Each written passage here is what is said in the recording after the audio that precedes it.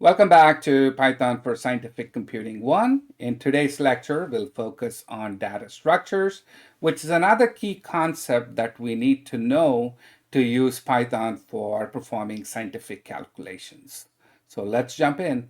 In today's class, we'll talk about what data structures are, why do we need them, what are some basic built-in data structures in Python, and also look at some non-primitive data structures that are useful for us for our scientific computing endeavors. In the process, I will also introduce you to some additional Python syntax associated with data structures. As with data types, data structures are building blocks of any programming language, and Python is no exception. So before we study what data structures are, let's recap what we know about data types. Data types we saw tell us what kind of data can be assigned to a variable and how much memory is needed to store that data. So data types are typically used for static variables or variables that take one value. Where this value is stored in computer memory is usually not of concern because as long as we know the address, we can access that value from that address when we have a static variable. However, when we have a sequence of data, we might want to either get individual elements of that sequence or we want to perform certain calculations on the sequence as a whole. For example, let's say you are driving from point A to point B and in a car or in a vehicle, and that speed of that vehicle that is registered at different points in time as you move from A to B is a sequence of data. If you were to compute the average, then you would want to take all the data and then divide by the total number of data points to get an average value. Similarly, if you want to know what was your starting speed at point A and starting and ending speed at point B, you want to access some particular elements or events that have happened that are part of that sequence. Similarly, you can also think of that data corresponding to various locations between A and B regarding the speed. For example, you could say, as I went from A to B, I crossed point C. What is the value at that point C? That would be an individual data point. So when we deal with sequence data, it's not only important to know what is the data type and how much memory is needed to store each element of that sequence, but it's also important to know how these data are arranged or stored in the computer memory. This is because you have to have an easy way to access elements of that list or the list as a whole. So if you were to randomly scatter this data in the computer memory, then what would happen is you would spend a lot of time trying to gather all the data to make the calculation that you want. So data structure solves that problem by letting you work with a sequence of data and ensuring that once you define this data to be of a particular sequence, it will go ahead and treat it as so and help you store and manage it effectively so that your calculations can be carried out effectively, whether you're working with a subset of the data or the entire sequence at once. So Python provides us with several data sequences. The most important ones are list, tuple, and dictionary. We also have a range data sequence that allows us to create a range of values or integers. And then a set, which deals with set algebra or the algebra of modern day sets. And then bytes and byte arrays are data sequences for binary data. I'll not be talking about them because we won't be using them in this class.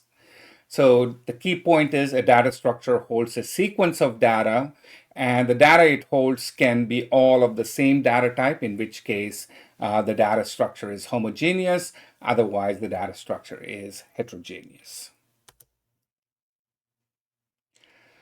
Lists are perhaps the most widely used type of data structure. Lists can hold sequence of data with different data types. So that means lists can hold heterogeneous data, or they can also hold homogeneous data. Elements of the list are mutable, and when we say something is mutable, it means that we can programmatically change the elements after it has been created. Okay. If you want to create a list, you simply enclose the elements in a square bracket and separate them with a comma. Of course, you're not limited to just putting data types like integer, float, string, or complex. You can also put lists within lists to create more complex data structures. So for example, if to create I have a list A here, which you can see these outside square brackets which define the list. And in this list, I've got 1, 2, A, false, 3 plus 21, and 4 plus 81, which are inside a list. So it treats this inside list as one element, false as another element, A as an element, 2 and 1 as separate elements. So if I want to go and look at the length of the list, I'll get 1, 2, 3, 4, 5, which is what it is showing here. It's saying that the list has 5 elements. Okay. Similarly, so the len command here gives me the length of the list. The print command can be used, so I can put the list has so many elements, and I put dot format b. That dot format b tells us that the list has 5 elements. Similarly, the type of A is, you can see that it is of the class list. Okay. I can also access individual elements by using the index. The index of a list always begins at 0. So if I put a square bracket of 0, then I get the first element. The elements are always obtained using the square brackets in Python. Okay. And you can see that this entire list, even though it has 2 elements, is counted as one element of this bigger list A. Python also has another data structure called tuple that is very similar to a list, except elements of tuple are not mutable. That means once you create the values of a tuple, you cannot programmatically change them. Okay. A list, on the other hand, has mutable elements, so you can change the elements of the list programmatically. To differentiate between a list and a tuple, in lists you're using square brackets, and in tuple you enclose them in parentheses. Of course, parentheses can be used for other purposes such as grouping data or grouping a set of calculations in Python. So when you want to use the parentheses as a tuple and it has only one element, then you have to put a trailing comma. So let's look at the syntax to get these concepts clearer. So I have a tuple B. It consists of 3 A and false. There are 3 elements. So if I look at the type, if I print B is a type, the type is of class tuple. If I just put 2 inside these parentheses with no trailing comma and say what is the type of C, it tells me that it's an integer because there is only one element, and essentially this parentheses is simply being used to group it. It has really no meaning in this line. On the other hand, if I were to put 2 and put a comma, the trailing comma, then even though there is only one element, notice that it is saying that D is of the class tuple. So whenever you want tuple and you have only one number, then don't forget to put the trailing comma, otherwise it will not recognize it as a tuple data structure. Tuple values again are indexed with 0. Again, you use square brackets. So if I put B square bracket of 0, I'm going to get a value of 3. Okay. The key difference between tuple and list is that lists are mutable, which means elements can be changed. Tuples are not mutable, which means elements cannot be changed. So if you want to store something more permanently, say your input values or the output that is no longer being changed, the final output, you typically put them in a tuple. Dictionaries is another type of data structure. Dictionary data structures are widely used with databases. They use what are known as key value pairs. So instead of using 0, 1, 2, 3 as an index, you use the key as an index and look for the value. The dictionary data type is very similar to the JavaScript object notation, or JSON, which is widely used in databases and for storing data, such as the tables that you see on a website. So dictionary has quite a bit of usage when it comes to working with large data sets. Dictionaries are written using curly brackets or flower brackets, and there is a key and a value, which comprises of one element, if you may. The key value and the value are separated by colon. Typically, you can make the key to be a string or numeric, although you can put numeric data, avoid floats because floats have round off errors, and that may cause some issues when you use the float as a key and not get exact values. Again, to see how the syntax is, I define a dictionary E. Notice the key here is A. I'm using string as my key. The value is 4. B, value is 3. So there's key, value separated by a colon. Key, value separated by a colon. Key, value separated by a colon. If I say what is the type of E, it'll tell me it is of the class dict or the dictionary. If I want to know what is the length of E, you can see that it says there are 5 elements. A key value is one element. So you have A4, B3, C2, D1, F0. So there are 5 elements. And similarly, if I put E square bracket of A, the A is the key. So I can use the key to get the value of 4, which is what it's doing here. Another example, I'm using numerical keys. So I'm using 1 as my key, 0.2 is the value, 2 is my key, 2.3 is my value, 3 is my key, and A is the value. Again, you can see that I can store heterogeneous data within dictionaries. And if I say the value of key 1 is f of 1, so remember, F is my dictionary and 1 is the key value, so it's the key. So I get the value of 0.2, which is associated with 1.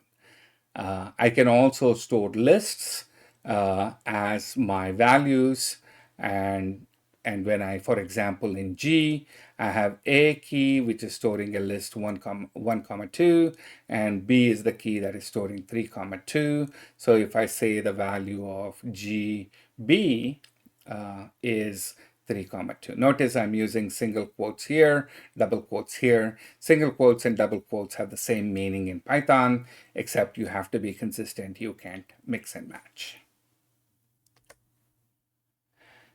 The other data structures that you could encounter are sets. Sets are also contained in curly brackets, but they don't contain a key value pair. You can use sets to perform set algebra, such as union, intersection, difference, and such. There are other data structures like bytes, byte array, and structs that deal with sequence of binary data. Useful for handling images and large data types. We will not get into it in this introductory course, but nonetheless, they do have usage in numerical computing. So for example, of a set, I have defined two sets, A, which has elements A, B, and C, and then B, which has elements C, D, and E. So I can do a union using this pipe operator. So if I say A union B, it'll take all the elements A, B, C, E, and D. So it is writing me A, B, C, and D as a union. Similarly, if I do intersection where I'm using AND or the ampersand operator, then it'll only take the common element between A and B, which happens to be C, and it'll tell me what C is. So set's useful if you want to do set algebra. Byte array, and structs are used when you want to deal with binary data, Sometimes it's easier to store large data as binary data, but in this class, we'll only be dealing with what is known as ASCII data, or data that is more intuitive to us and not coded in zeros and ones. Some non-native data structures that are useful for us in our study of scientific computing and numerical methods is one of arrays. We could have a 1D array, which is simply values along a particular axis. And we can have 2D array, which are values along two axes, the x and y, if you may, and then ND arrays, or for example, the 3D array, which has values along three axes. It's hard to visualize a 4D or a 5D array, but nonetheless, these multivariate arrays do exist, and the NumPy library, which stands for Numerical Python Library, gives us data structures to deal with this type of data. If you want to deal with a 2D array natively, you will have to write a list of a list. So you can make the first row a list, a second row a list, and make a list of these two lists. And that's how you can deal with 2D arrays. Same thing with 3D arrays, but pretty soon the programming and the logic gets to be hairy, so it's easier if you use the NumPy library, which gives you data structures for matrix and arrays. Okay? I'll also introduce you to range, which is another type of data structure. And when we use range, range can also be thought of as a function, because if I say A is range 1, 10, it creates me a range of values going from 1, which is included, to 10 that is excluded. So it creates me values of 1, 2, 3, 4, 5, 6, 7, 8, 9. Now I can, if I look at the length, it will give me a length of 9 numbers, because it starts with 1 and goes up to 10, but not quite 10. So 10 is the second number is exclusive. Okay, and if I convert this into a matrix, I can create a matrix, and then I can reshape it into a 3 by 3 matrix, which I'm doing here. So I can rearrange this data in the matrix format. Similarly, I can create a range from 1 to 13, which means 1 is included, 13 is not included, it goes up to 12. So I have numbers from 1 to 12. I've converted that into an array and then reshaped it into basically 3 rows, 2 columns, and 2 slices, if you may. So you've got 1, 2, 3, 4, 5, 6, 7, 8, 9, 10, 11, 12. So you can see that there is 3 moving along this axis 0, and then there is 2 along each other axis. So there is this, which has 2 elements, this has 2 elements, and this has 2 elements, which is along that axis too. So you can reshape data. Basically, data are just a sequence of numbers. What matrices and arrays do from a computational perspective is, or from a data sequence perspective is, they arrange them in rows and columns, or in stacks of rows and columns, allowing us to perform different types of calculations or make things that are more intuitive to us with the data that we have collected. So in summary, we looked at native data structures, lists, tuples, dictionary, and sets. And we also looked at the non-native data structures that are available through the Numerical Python library. And I introduced you to some syntax, list, tuple, dictionary, and then NumPy data structure of an array and matrix. Keep in mind that Python uses a zero-based indexing to access elements. So now that we have looked at data types and data structures, we know how static data or singular data, as well as data ranges, are stored within Python, and what are the things that we can do using these data structures. So that concludes my lecture. I will see you in the next class. Till then, take care and goodbye.